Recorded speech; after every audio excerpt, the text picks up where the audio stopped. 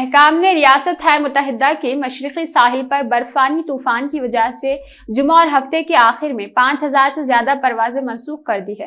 Web site flightover.com نے یہ اطلاع دی۔ ویب سائٹ نے گزشتہ شام کو کہا کہ ہفتے کے لیے کل 3109 اور اتوار کے لیے 600 اور آج تقریباً 1300 پروازیں امریکہ کے اندر یا باہر منسوخ کی جا رہی ہیں۔ نیو یارک کے JFK انٹرنیشنل ایئرپورٹ پر ملک کے لیے 700 سے زائد پروازیں منسوخ کر دی گئی، جو سب سے زیادہ ہے۔ وہیں نیو یارک کے 2 دیگر ہوائی اڈوں لاگارڈیا اور نیو یارک نے 500 سے زیادہ پروازیں منسوخ کر دی ہیں۔ بوسٹن کے لوگن بین الاقوامی ہوائی اڈے نے تقریباً 600 پروازوں کی منسوخی کی اطلاع دی ہے۔